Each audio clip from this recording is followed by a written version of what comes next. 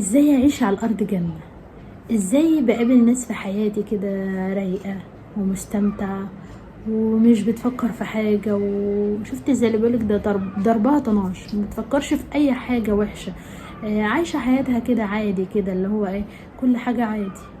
خلي بالك، هي دي مش واحدة بتكبر دماغها، ولا دي واحدة ما بتحسش، ولا دي واحدة ما عندهاش شعور. لا، دي بتبقى واحدة متوكل على الله حق التوكل. تمام. عشان كده عايشة على الأرض جنة، مش شايلة للدنيا هم. ممكن تكون في مشكلة صعبة وموقف صعب حصل معاها، وهي عادي، مش شايفاها صعب، مش شايفة حاجة، مش حاسة بأي حاجة وحشة، حاسة ان ده خير، وبتاخد الدرس منه، وحاسة وبتبقى متأكدة ان دي حاجة ربنا باعتها برسالة، فلازم افهم الرسالة دي واتعلم الحاجة اللي ربنا باعتها لي في الحوار ده. يعني مثلا تحصل اي مشكلة او اي حاجة، اخد منها الايجابي، اخد منها يعني ايه اللي ربنا عايز يقوله لي في الحتة دي، ايه اللي الرسالة اللي ربنا عايز يوصلها لي في اللحظة دي. فبتعلم الرسالة وبفهم الدرس، وباخد من الموضوع اللي احنا شايفينه سلبي ده، باخد منه الإجابة بس. مفيش بقى لما تتوكل على الله فعلا. وبصي، لو عايزة تعيش الجنة بجد، فبإذن رب العالمين في الحلقة دي هنعرف ازاي نعيش جنة فعلا وبراحة نفسية كده وروقان، وازاي الناس دي بتعيش كده. الله، نتعامل ازاي زي ما الناس دي بتتعامل في الحياة وصعوبات الحياة. بإذن الله في الفيديو ده هنعرف الكلام ده. السلام عليكم ورحمة الله وبركاته. معاك آية من قناة جنة الدنيا مع آية. لو أول مرة تشوفيني بسرعة اشترك وتابعيني، ونعيش جنة الدنيا مع بعض، ونخرج مع بعض من الظلمات للنور، لنور الله ورحمة الله ولطف الله وكرم الله وفضل الله وكل حاجة حلوة في الدنيا. أول حاجة هقول لكم على تجربتي أنا الشخصية في التوكل على الله دي، وانك تفوض امرك لله، وانك تسلمي كل حياتك لله. انا يا رب فوضت امري ليك.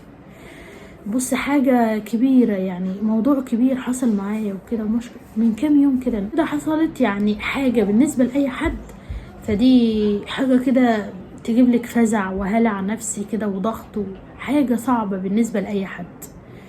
والله وحلفان ربنا يحاسبنا عليه. أنا في الموضع ده وفي الوضع اللي أنا كنت فيه ده، لا كنت رايقة وكنت بضحك، وكنت بقول لهم كده أنا عندي حالة من البرود، مش عارفه فين، مش متضايقه، مش مفزوعه كده، مش قلقانه كده، مش خايفه.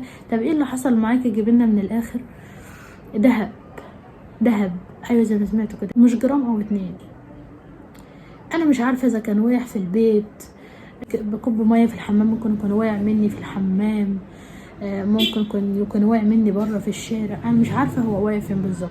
واقع مني في شقتي فوق، وانا مش عارفه برضو واقع فين. انا مش عارفه، مش فاكره اذا كانت فلتت مني فين بالظبط. هي كانت اسوره، فمش عارفه فلتت مني فين. فدي بقى مش خاتم ولا دبله جرام ولا 2 ولا 3 ولا الكلام ده، لا، حاجه كبيره.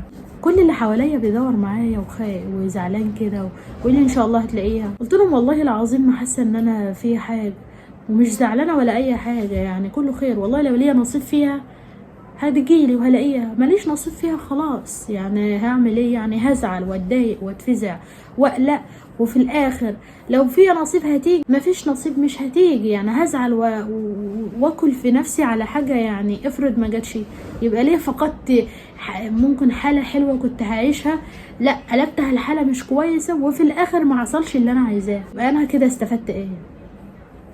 فكنت والله فعلا يعني الحمد لله رب العالمين. فبقول الحمد لله على الثبات اللي انا كنت فيه. انا ما كنتش مصدقه نفسي، انا بقول اللهم لك الحمد. ايه الثبات ده؟ انا مش في دماغي حاجه، ومش زعلانه وعادي. انا بدور بس لان اكون عملت اللي عليا، يعني خلاص مش حاجه راحت مني، خلاص راحت بقى، اعمل ايه؟ لا، دورت وعملت اللي عليا مش لاقياها. طب اعمل ايه وهم دوروا وزعلوا؟ يعني مثلا مشفقين عليا يعني او كده. قلت لهم ما فيش اي حاجه والله، عادي جدا. اعمل ايه؟ انا عملت اللي عليا، كنت بدور ودورت كتير، خلاص بقى. فقلت يا رب فوضت امري ليك. فطبعا دايما طبعا كنت بقول الادعيه دي لما حاجه تضيع منك: اللهم يا جامع الناس ليوم لا ريب فيه اجمع بيني وبين ضلتي. دعاء تاني: رد الي ضلتي. تمام. كنت بدعي الادعيه دي وانا بدور عليها. ففوضت امري لله، قلت يا رب فوضت امري ليك، انا سلمت امري ليك يا رب، انا عملت اللي عليا وسلمت امري ليك. لو ليا نصيب فيها هلاقيها، ماليش نصيب فيها خلاص. فعادي وما كنتش زعلانه ولا فيا اي حاجه خالص. حتى يعني المفروض الواحد متضايق ولا زعلان ده لما بيكون، انا من النوع اللي لما بزعل او بتضايق مبقاش ليا نفس الاكل، ما باكلش. مش عكس ناس مثلا تفش غلها في الاكل، لا انا مش كده، انا مختلف. يعني انا من النوع التاني اللي هو ايه، لا ماليش نفسي اكل. انا لما ببقى فرحانه قوي او زعلانه قوي مش بيبقى ليا نفسي اكل. ففي الوضع ده وفي الوقت ده وفي الحاله دي كلت عادي، والله كلت عادي زي ما باكل. فالمهم ايه، المهم يا رب فوضت امري ليك، وهدور اخر مره في مكان ما دورتش فيه. فبالصدفه كده بدور وقلت بسم الله توكلت على الله. دي سحر، خلي بالك لما تتوكل على الله، وتسمي الله خلاص كل حاجه انتهت. قلت بسم الله توكلت على الله وبدات ادور. من اول مكان دورت فيه حتى ما كملتش المكان كله، لسه بدور في الاول ولقيتها. قلت اللهم لك الحمد. رحت صليت ركعتين حمد وشكر لله. يعني حاجه برضو كبيره مهما كان، بس الحمد لله. يعني فعلا لما توكلت على الله فوضت امري وما زعلتش وما اتضايقتش وما حصليش اي حاله من التوتر. فزي ما ربنا كده بيقولك انت توكلت علي حق التوكل فحاجتك جايالك ما تقلقيش. وفعلا لقيتها والحمد لله. هما كانوا مبسوطين، حتى ايه قالوا ده حتى احنا ما كلناش وهي كلت. قلت لهم ده يثبت ان انا ما كنتش زعلانه الحمد لله. يعني فخالي بيقول لي هقول لك على حاجه ولما اموت هتقولي الله يرحمه. قال لي حاجه زي كده. الحاجه اللي ما عرفتش فيها لان دي كانت جايالي، يعني كانت جايالي من بره مش حاجه انا جايباها، فانت ما عرقتيش فيها فمش زعلانه عليها. قلت له لا بالعكس والله، حتى لو انا اللي انا تعبت فيها وجبتها برضو مش هزعل. فبيقول لي بقول له ان امر المؤمن كله له خير، ان اصابته ضراء صبر فكان خيرا له. وانا صبرت، عملت اللي عليا، دورت وسكت وصبرت، خلاص يا رب انا راضيه، فكان خير ليا لقيتها. تمام. فالحمد لله دي جدا من معجزات التوكل على الله. سامحوني لو اتاخرت عنكم شويه، بس عشان خلاص الدروس بدات، وبما اني مدرسه لغه انجليزيه فكنت بدات دروس. فان شاء الله باذن الله هحاول ما اخرش عنكم كده تاني. لو عجبك الفيديو ما تنسيش اللايك واشتراك لو اول مره تشوفيني. والسلام عليكم ورحمه الله وبركاته.